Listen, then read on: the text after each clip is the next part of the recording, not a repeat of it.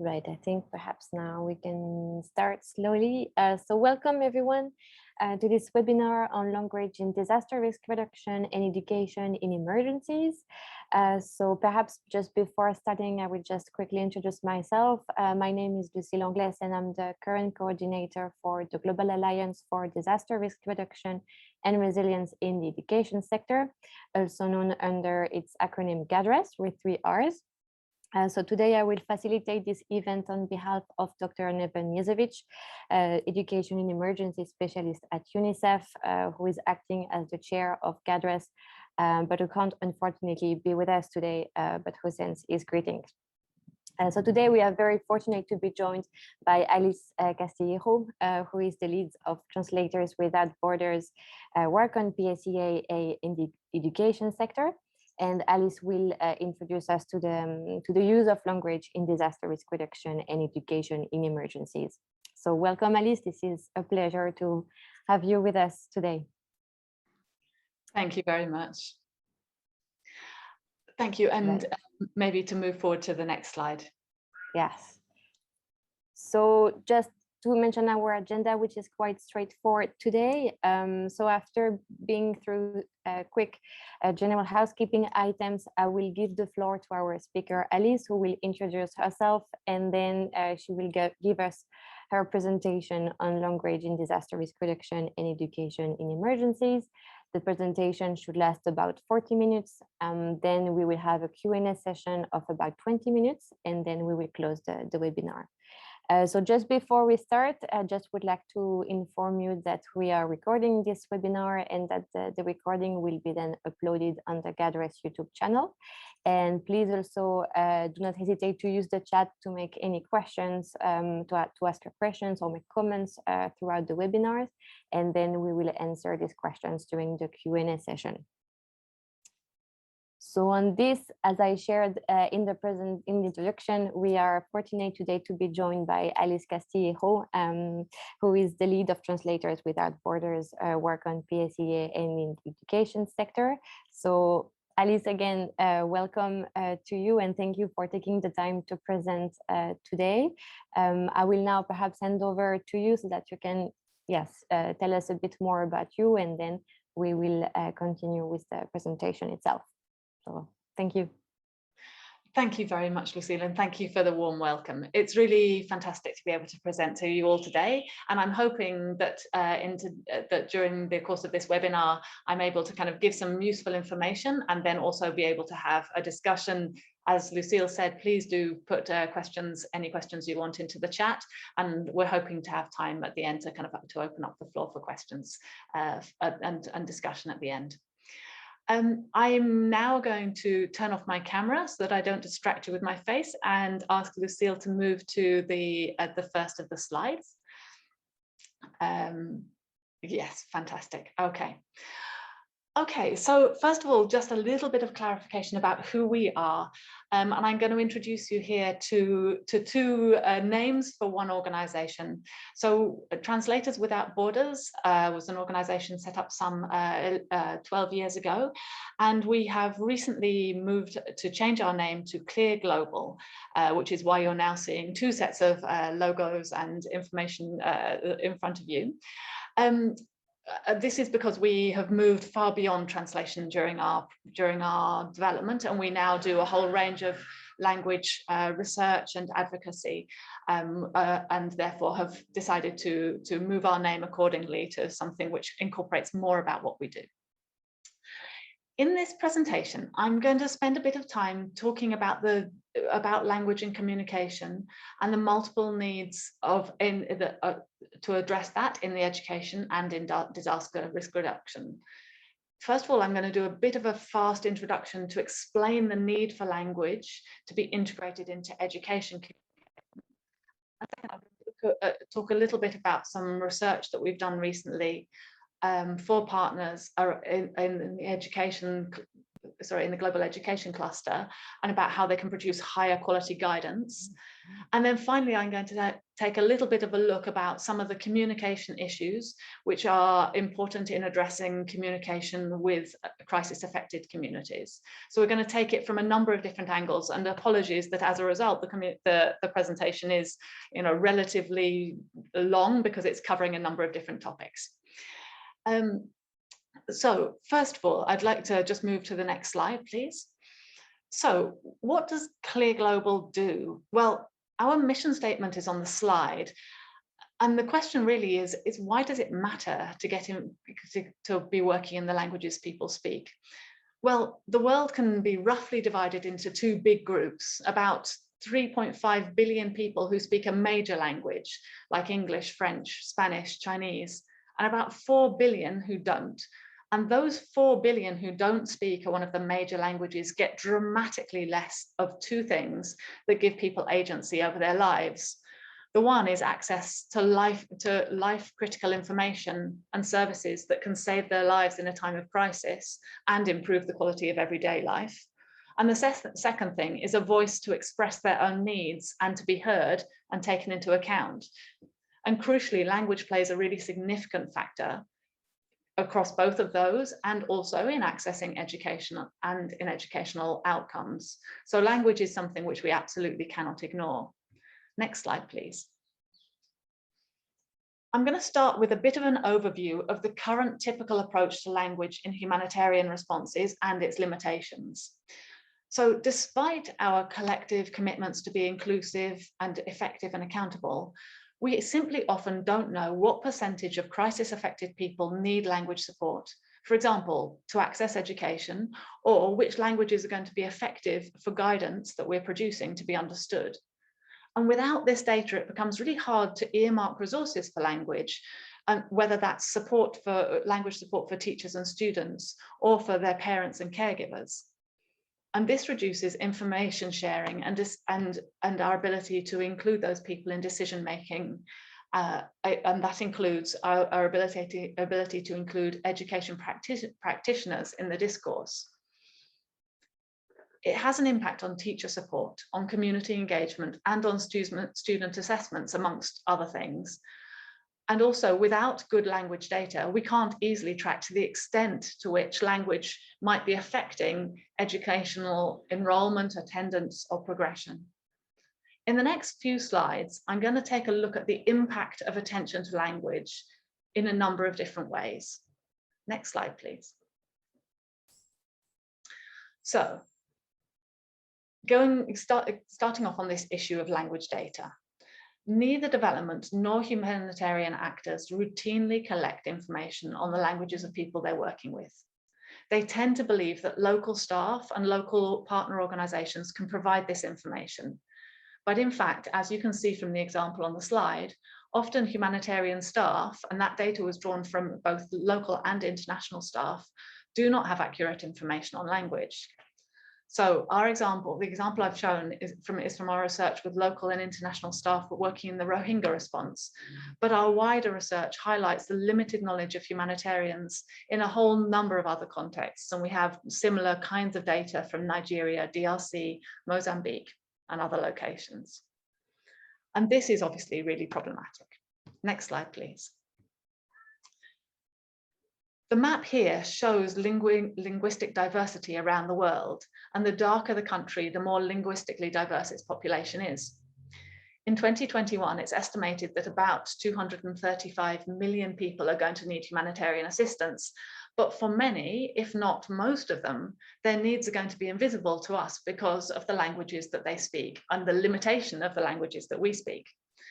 On average, people speak about 47 languages in each country around the world, and most of those languages are marginalised languages. But the languages that the humanitarian community speaks is French, Arabic, and Spanish. We, the humanitarian community, haven't traditionally been very aware of language as a factor in the reach and effectiveness, and in particular, the accountability of our programmes.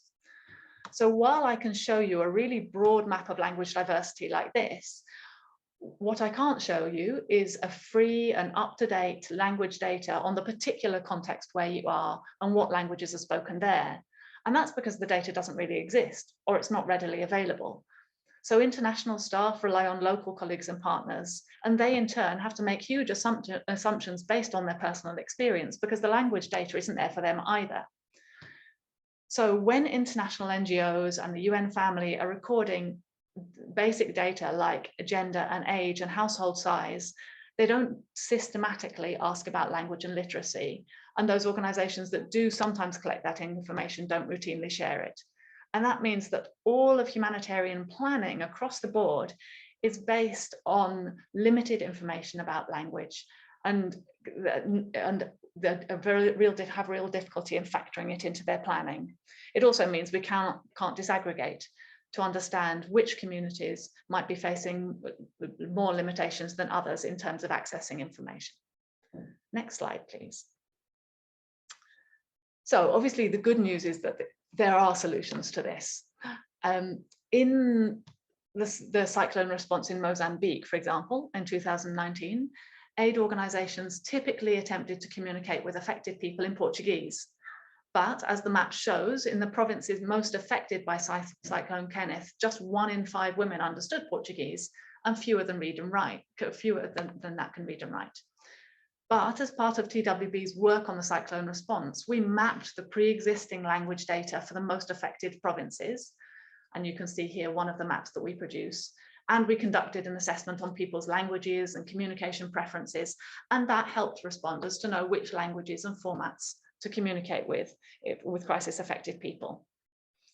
And that then had an impact. So WFP then used that data to scale up its hotline, which was a single agency line, to being a multilingual interagency complaints and feedback mechanism, representing 12 out of the 14 of the country's most spoken languages.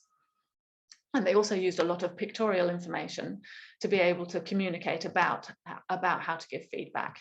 So once you start gathering language data, you can get much richer responses. This isn't obviously the only context in which we've done this. We've managed to collect language data now with REACH and with other AAP-focused organizations across several responses. And for the first time, really, we've managed to get into some of the multi-sector needs assessments, a few critical language questions, which I think this year are being rolled out in 8 of the multi-sector needs assessments in 8 different humanitarian responses. And that's really going to give those responses much richer information about language so that they can make more precise communication strategies. I think what's really important is to imagine what that kind of richness of data might do for DRR communication and planning, and to understand which groups are getting information and which aren't during an emergency. Next slide, please.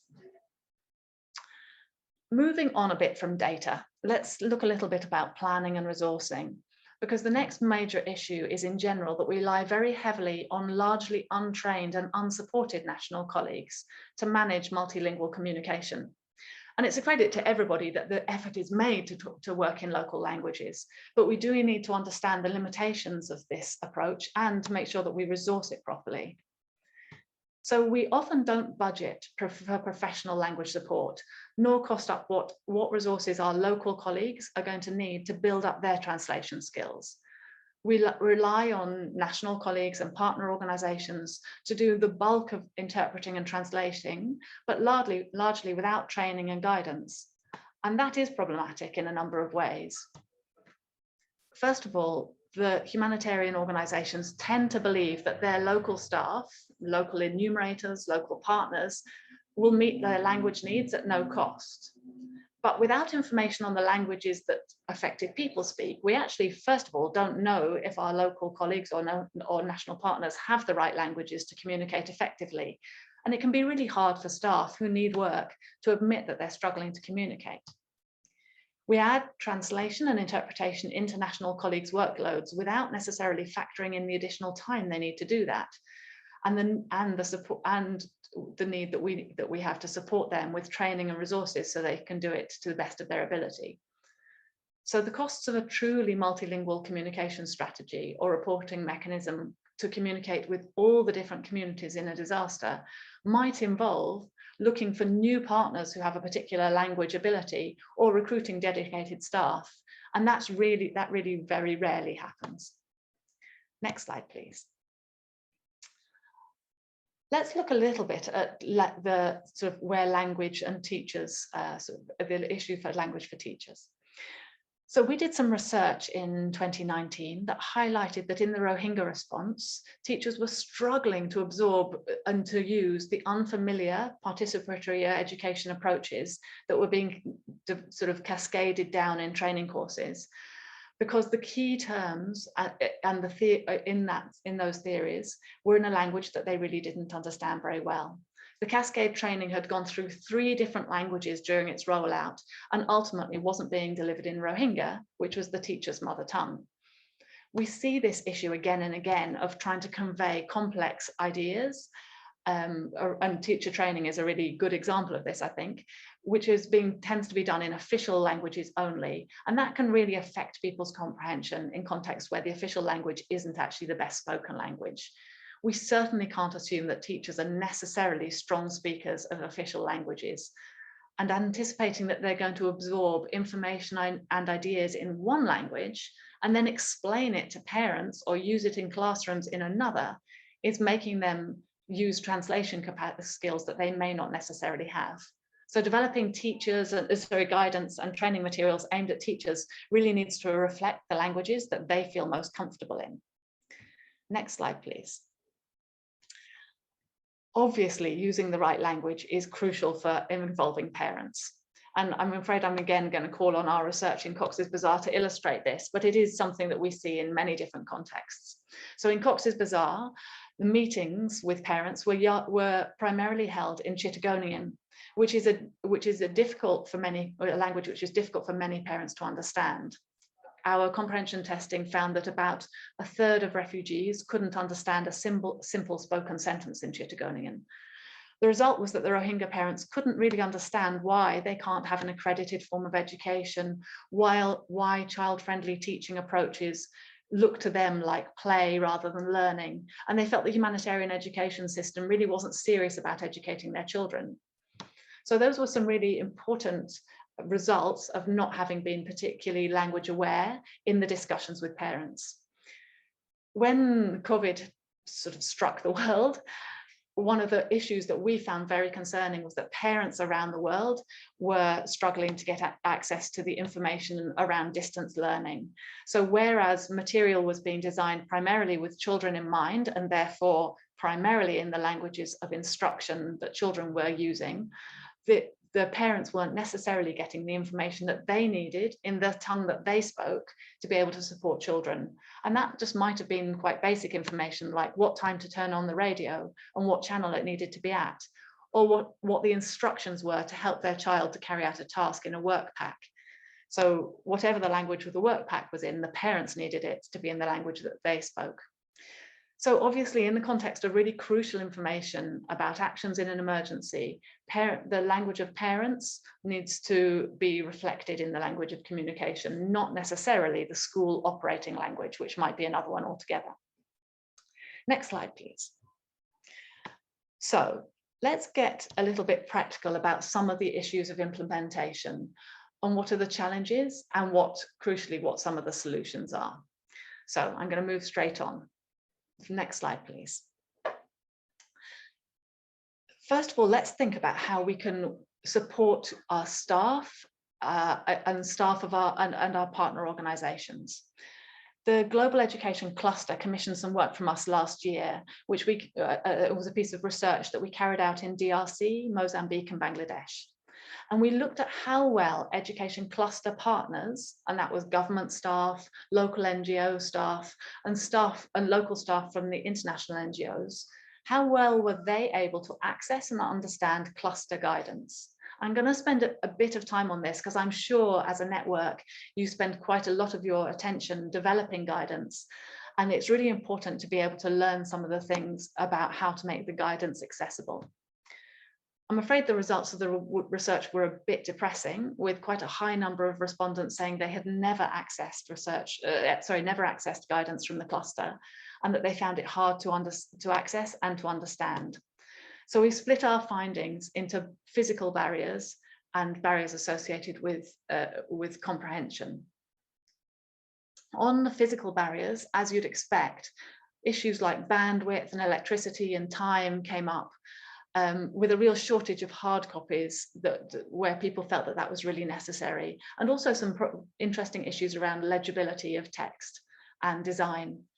And barriers to understanding included, as you might expect, long and complicated texts that were quite dense to read, and concerns about jargon and acronyms, which many people struggled with. Next slide, please. I think this next quotation put it so nicely that I kind of felt I wanted to include it here, because I think people really struggle to navigate their way around the information, and that was really highlighted in the research. And what this quotation said, very, very nicely put by this school director in Beria, but also what we found through the research is that people wanted documents which quickly gave them the key information that they needed with the least effort from the reader. And this is supported by principles of plain language, which I'm going to go on to discuss later. As you might imagine, we came up with lots of research findings, which are available on the link that I've showed on the last page. Next slide, please. One crucial point that I wanted to raise here in particular, and which I think might be very pertinent to your work, is that many of the people who read guidance from clusters need to then use that to explain concepts to people in the community that they're working with. And that means that they might be reading it in the language in which you're producing it, and then having to translate those ideas into another or into many other local languages. For example, head teachers might need to make explanations of guidance to parents, or social workers might need to explain new changes in guidance to foster carers. So that meant they're having to interpret these key messages into additional local languages. And practitioners really requested that the most important concepts should be written in very clear terms and potentially put into the local languages to enable them with that transition, even if the full documents couldn't be. Next slide, please. So I'm going to look at some of the solutions that go with communicating directly with communities, and which might help you in supporting partners to be able to do that more successfully. I suspect a lot of these things might be things that we pick up in the discussion, but I think it's really useful to reflect on some of them at this stage. So next slide, please. So the first thing is that the terms that we use really do matter. And we found this when we were looking at guidance, and we found this when we're looking at discussing issues like gender. We found it when we're looking at protection issues. We've found it across the board. Through all our research, there's not quite enough attention put onto finding the best words. So when we were looking at the education guidance in focus groups, for example, that it highlighted a number of technical terms that the participants really struggled to understand.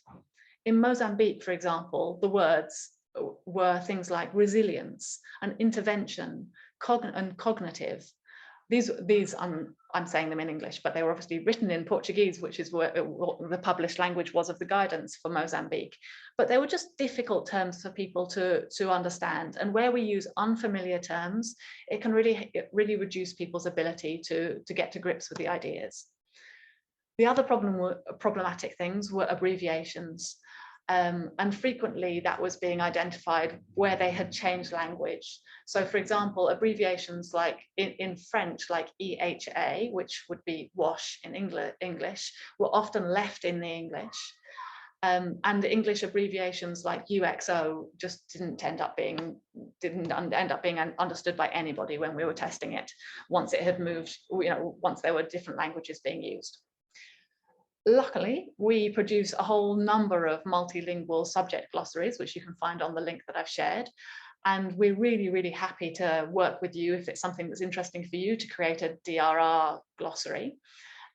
With these public glossaries help everybody who's working on a topic to be able to access agreed and locally tested terms in local languages of their response. And then by using them consistently across all the actors in their response, it can really reinforce the important messages and get people much more familiar with the concepts. Next slide, please. So we talked about terms. The next thing we've spent some time looking at is pictorial communication.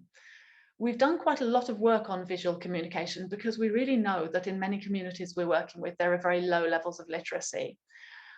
And we've got designers in several of our country programs, designers and illustrators, who help us try and make good communication materials, or support our partners to make good communication materials. So recently we did some research on signage, and I just thought that, again, DRR is a likely field where signage is going to be important.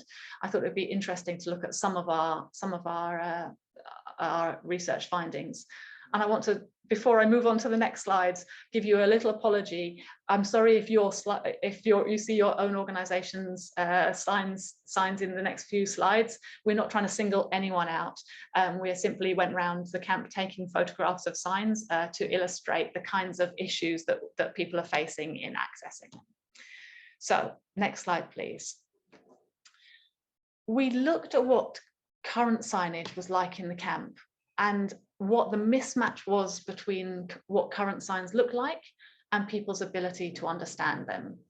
So, you know, here you can see a sign, for example, with lots of writing on it, all of that writing being in English, when in fact in that context, some 61% can't read English, and large numbers, 65% don't understand signs. And some 81%, apologies, can't read any of the three main languages, and 83% can't read English. So a sign like the one illustrated will be really difficult for people. Next slide, please. Some service providers tried really hard to give some visual clues about what their center or what their sign was trying to say, to try and help people work out what the services were. And that was helpful to some extent. Next slide, please. And what we found as a kind of consistent issue around the camps is that there were lots of arrows pointing people in various directions. But sadly, arrows are actually not a uniformly understood symbol, and they're not very well understood by the Rohingya community.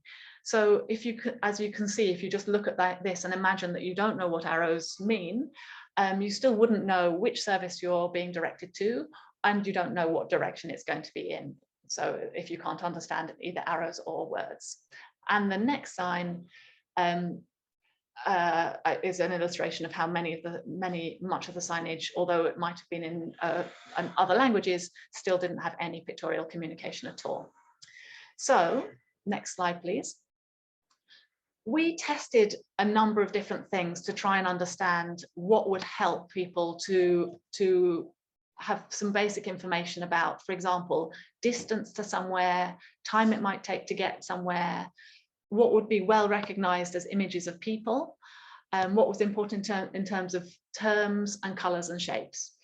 And in this context, the combinations of languages and images and direction and time that we looked at worked best when you look at the image on the right. So we tested a kind of whole number of ways of sort of formats for presenting the information, and that set of images on the right of this page shows you what in the Rohingya context was the most successful set of communication. What I would say is that it needs to be tested out in each context. Next slide, please. So our research in the Rohingya context mirrored findings that we had also found in DRC and Nigeria, where we'd also done similar kinds of testing, all of which spoke to the need for some basic principles to be applied to developing signage. And you know, we've identified some of the ones there that were the most sort of crucial that came out from our pieces of research, but it will be different in each case. And you'll be really glad to know that obviously we have a research team who are able to do this kind of work and do the local testing. So if it's something that you're interested in, please do get in touch. But you know, the crucial thing is to make sure that whenever you're doing designs for new signage, that you're taking into account some of these aspects of what people have found important, and that you test them out locally. Moving on from signage, next slide, please. The next issue was a little bit, we're coming back to that quote I shared earlier from the head teacher in Beria, that we see people in lots of different organizations really struggling to write clearly.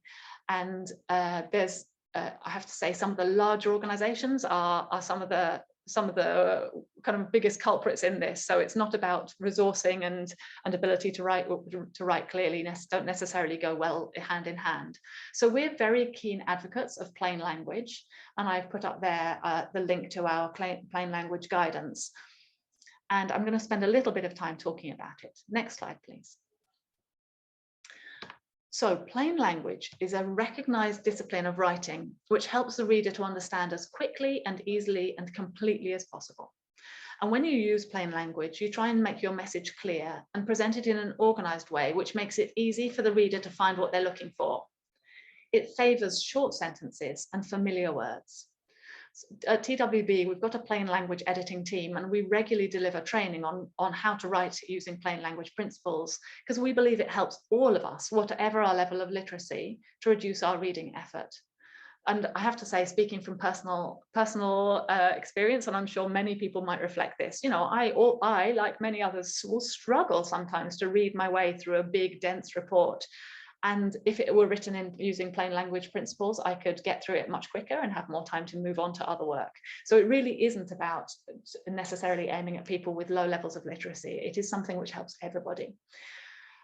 Obviously, not only this, but the clearer the original document is, the stronger any translation is likely to be. So you can definitely improve, you know, quality of translation through making good, clear initial documents.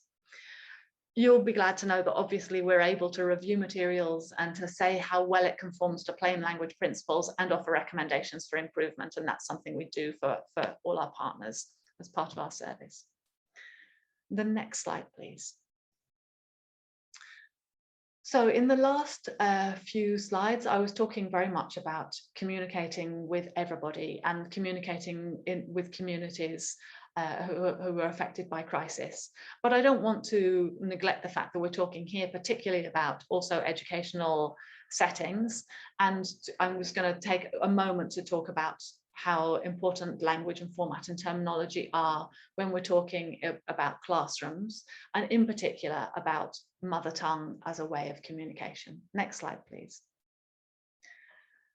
There's a lot already written about the benefits of mother tongue education, and in fact so much so that I'm not going to spend kind of time digging into the issue. I'm sure you're all education, so you've all come from an education background and you know very well what the kind of debates are around it. But there are obviously huge hurdles to overcome, often political barriers to enable mother tongue instruction and the kind of to support the bridging between mother tongue languages and second languages that might enable people to access higher education. And I know it's very complicated. In the humanitarian space, though, there is room for improvement without necessarily having to tackle this entire spectrum of kind of political difficulty that goes with mother tongue instruction. And I'm just going to take a simple example from the Rohingya response again in Cox's Bazar.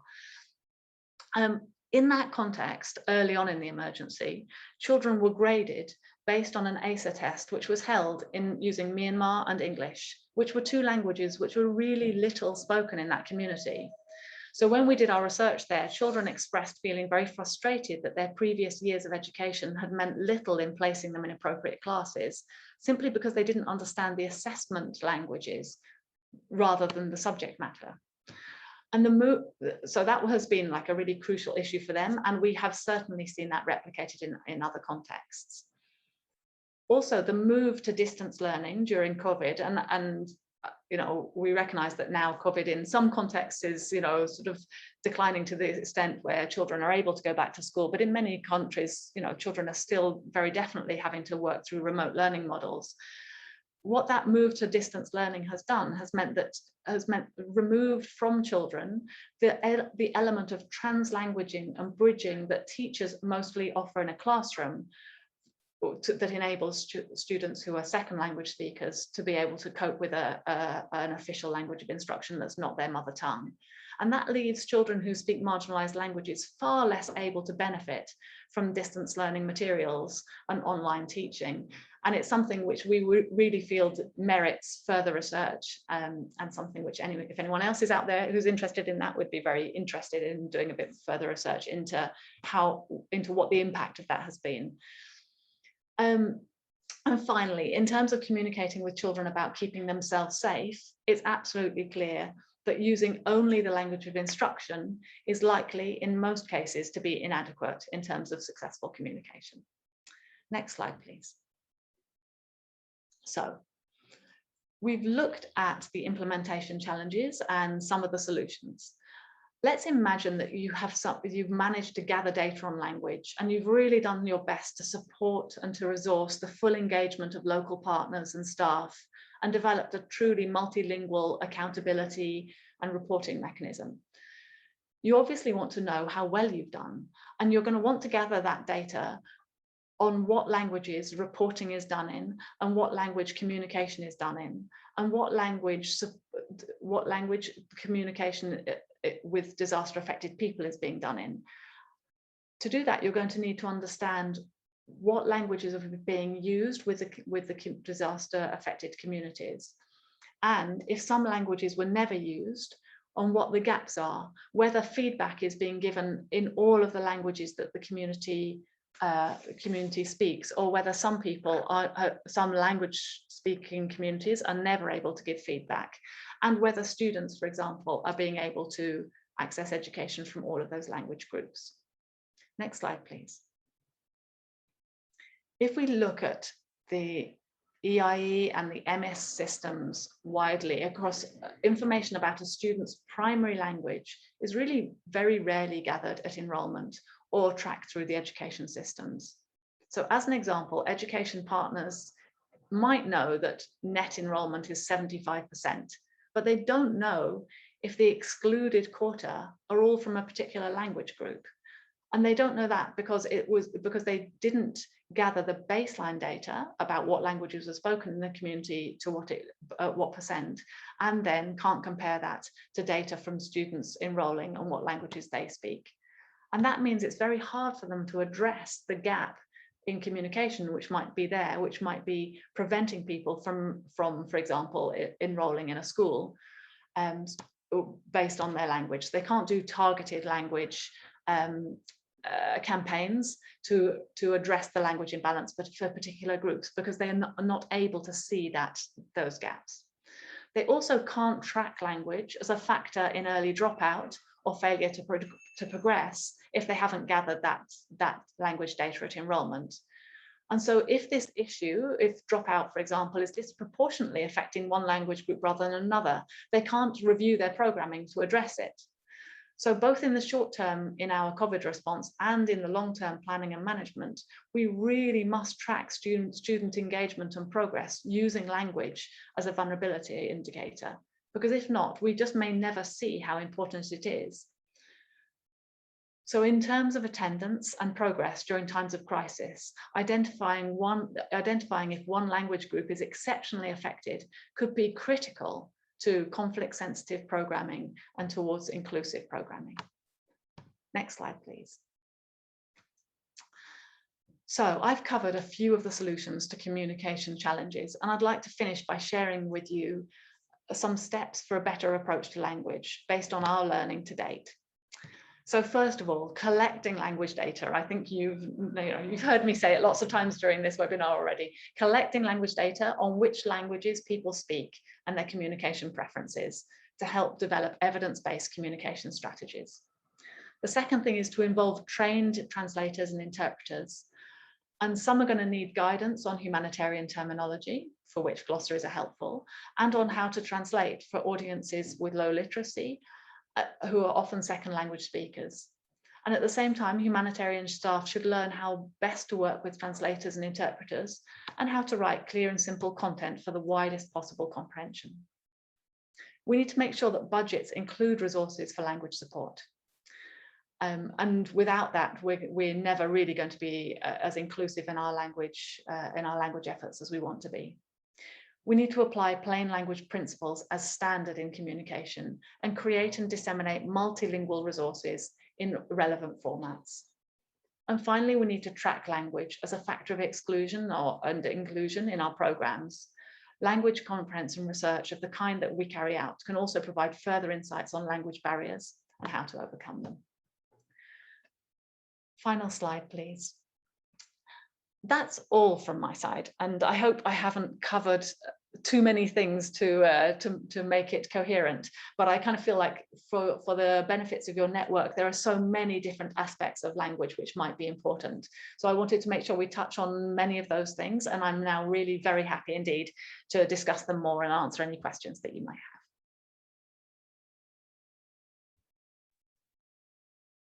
Thank you very much, Alice, for the presentation. It was really rewarding. Just perhaps before we start the Q&A session, I just would like to share with everyone that there will be a follow-up email after this webinar where we will include contact information, the presentation, the YouTube webinar link, as well as perhaps other information items related to this webinar. Now, we do have a couple of questions that came through during the presentation.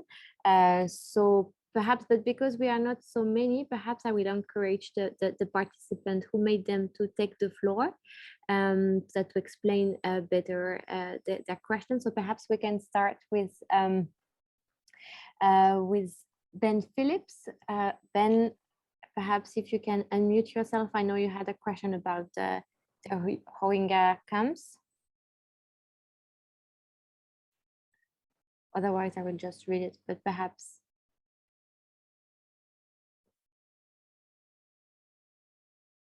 Ben, can you hear us? I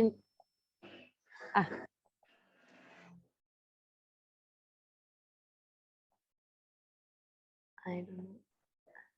Lucille, I think Ben has said that he can't unmute himself. Sorry. Right. Okay. So don't worry, Ben. I will just go through your question. So here is the statement from Ben. So thanks for some great. Someone just unmuted me. Can you hear me? Okay. Yes, we can now. Yeah. Anyway, well, first of all, great presentation overall. Really good insights. I just remember with the Rohingya camps.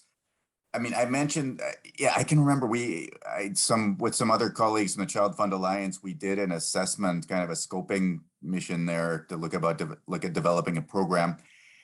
And yeah, in the chat, I mentioned the issue with I was just like, why are these kids just singing like, they weren't even really learning English. They were singing songs and sort of goofy little children's, chanting in English. They didn't seem like they were actually learning the language. But there was a lot of time spent on this, head and shoulders. And some of the kids were they were struggling trying to just enunciate these words. And I remember asking about that. And apparently it was like a survey. The parents really saw this, English is the language of the future. They're going to be able to get jobs. And they were really banking on this. So it's like, yeah, we don't want to disregard what the parents think. I guess part of the solution is if you're going to teach kids in English, then you need to have teachers that are actually qualified to do that, which clearly was not the case. There was another restriction. I would have to go back to the report itself, but the Bangladeshi authorities, I believe, were not allowing people to be educated in whatever the native language was of the region there, because they really didn't want people to start thinking about settling permanently. So they were allowed to conduct instruction in Myanmar language or Burmese, back thinking, that there's going to be a return eventually, or in English, but the government was really not wanting anybody to learn the local language of the region, because their perception was that would entice people to want to stick around for longer. Yeah, that's absolutely correct. Yes, it was a very big political hot potato, and the government was very keen that they shouldn't be instructed in Bangla, which is the language there, the official language of instruction there. So yes, quite right. They were teaching in Myanmar language and in English. And I think the sad thing really was that there's many problems in that particular context, and I feel for all of the humanitarians who are having to try and negotiate this incredibly difficult road that they had to do between government tension, local community. But I think maybe just picking up this issue that you mentioned at the beginning about what parents would like to see, we see this in many contexts where it's unfortunately there isn't a lot of information available for parents which can help them to understand that although there's a language of power, which most parents, with entirely good reason, would like their children to know the language of power that will help them get a good job, where they see the future, the future of their progression. In many contexts, there's a real sense from parents that they would like the children to learn only in that language, while in fact all of the research around mother tongue education shows that they can acquire that language, that second language, much better if they've educated with a base in their own language and then learn it through instruction as a second language. And the problem is that's very little recognized by parents, and a lot of parents in lots of different contexts as a result would prefer their children to be learning in a second language because they haven't understood that they may acquire that second language better by starting from their own language and moving to it later. So it's an issue which needs explanation and materials around it to resource that in terms of helping parents understand why decisions are made to instruct in mother tongue. But in that particular case, in the Rohingya context, yeah, there were so many difficult political issues around language. Yeah, really hard.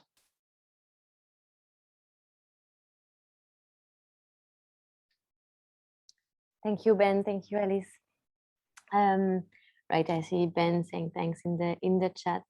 Just to answer to Mala, to your question about the availability of the recording, yes, I will share it as soon as it is ready with everyone. So don't worry for this.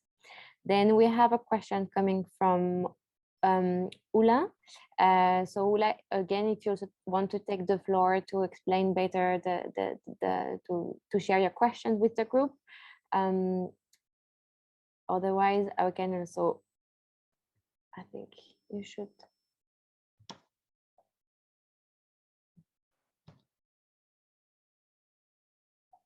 Hello. Yes. Hi. Do you hear me? Yes. Do you hear me well? We can. Okay. Yes. Hi, everyone. Thank you for this great presentation and discussion. I come from education emergencies. I rather struggle with reports and things like that, but not in risk and disaster immediately. My question comes from the background of having, for example, refugees, Syrian refugees in Lebanon, or different refugees with different accents, even if the same Arabic, but they don't understand the accent or the dialect of the other country where they are hosted. Did you tackle any information about this lack of the needs of these people who are supposed to speak the same language? Yes, it's really interesting. Particularly, I think in Arabic, it tends to be very misunderstood by non-Arabic speakers. So yes, we have in fact a fact sheet about Arabic, but it's something we deal with all the time. So you have to be precise about where Arabic speakers are coming from if you want to work in audio formats. So the spoken Arabic is extremely different in different places, to the extent that two Arabic speakers may not be able to understand each other if they come from very different locations. In terms of written form, the standardized written form of Arabic tends to be, modern standard Arabic is a more standard written form, and therefore in written materials it's not so problematic. Having said that, there are some exceptions like Juba Arabic, which and in fact some forms of Shua Arabic, both of which can sometimes be written using a Roman alphabet. So it is extremely difficult, and we do produce resources in the particular dialects that we're being asked to do. So we've got a Levantine team leader who works on Levantine Arabic. We produce, using Egyptian Arabic. We produce using Juba Arabic, and we'll be very clear when we work with partners to make sure we're choosing the right one. And yes, we shouldn't assume that it's one standard language which can be understood across the whole spectrum, because we absolutely know it's not.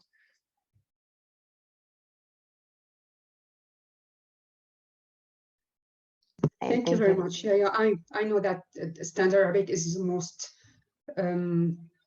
let's say, understood everywhere. But when we tend to have technical documents, I always have the feeling that it is always translated from English, and it's not in natural Arabic language. But yeah, this is a long and different conversation. Thank you. Thank you, Ula. Thank you, Alice. Then we have a question from Rabindra about the use of the new technology. So Rabindra, I will also allow me to unmute yourself so that you can share your question with the group. Yeah, hello. Thank you for the wonderful presentation. So I see that several organizations are working on the disaster sector, and then they are working on their own for developing of resources during the disasters. So we in this session we talked about the importance of the local language, the signs, and symbolic links, symbolic representation. So why not we shall have a encyclopedia of the disaster symbols, okay, so that all of the organizations collaborate on the same, and then they can share, and then every people can also use that for the translation, because one organization may translate in one local language, and then other organization is working on other context on other local language. So if all things can be combined, and any user can then access the resources on their own language, then especially the educators will be very benefited from that, and then from the educators the community, the students will be benefited. So how this organization is working on developing such systems? Thank you. Thank you. I think I understand the question, but I wasn't quite sure if you're referring to words or to symbols, pictorial symbols. Yeah, both, because the key terminologies, we talked about terminologies, so that terminologies, common terminologies should also be translated, and then the pictures should be also, there should be the standard pictures or symbols for several terminologies. Yeah. Okay, so maybe I can give you a little bit of insight. So I'm going to post now into the chat where we keep our glossaries. So we have a number of glossaries, multiple languages. I think we've got a COVID glossary with some 60 odd languages. We've got so we have particular topics and multiple languages in that topic. We've never been asked to do one for DRR nor for education, but we would be delighted to work on them if there are partners here who would be interested in doing that. We think it would be something that could grow over time, and we're certainly doing it for some other sectors. For example, around PSEA, the prevention of sexual abuse and exploitation, we are producing a multilingual sectorial glossary, and that's something that we're resourcing through a number of different contributions of different partners. So we'd be delighted to do it for either DRR or education, but we haven't done yet. But I've included the glossaries here so you can see how they work. They also include sign. We're doing our first one also including sign language. We also do audio, because many languages have no written format, so you need an audio component. So they also have audio. In terms of a sign symbols glossary, and I'm not talking sign language, but drawn symbols, pictorial. I think I've seen some somewhere, I have to say, but I'm not the expert in this. I think I've seen some kind of collections of symbols, and maybe somebody else might know where they are.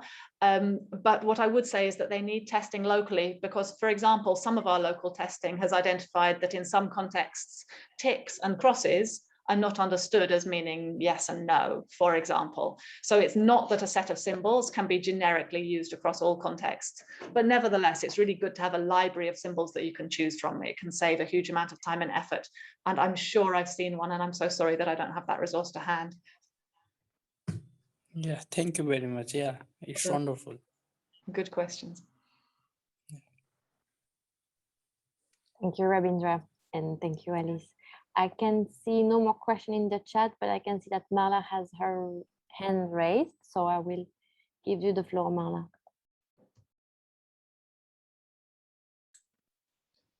Thank you very much. Actually, I'm very grateful for that last question, because we have in fact already opened the discussion with Clear Global about a multilingual glossary for comprehensive school safety. And my understanding is that there has been a start with the with EIE on a multilingual glossary related to education and emergencies. And so our plan was to just kind of build on that.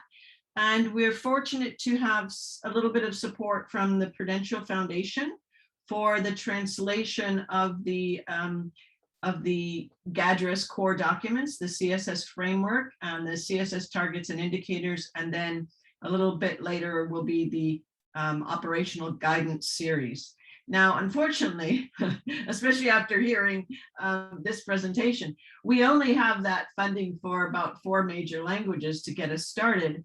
But the intention in that process is to work together to identify what our sort of core terminology is that we depend upon, and to start the process of really creating that multilingual dictionary.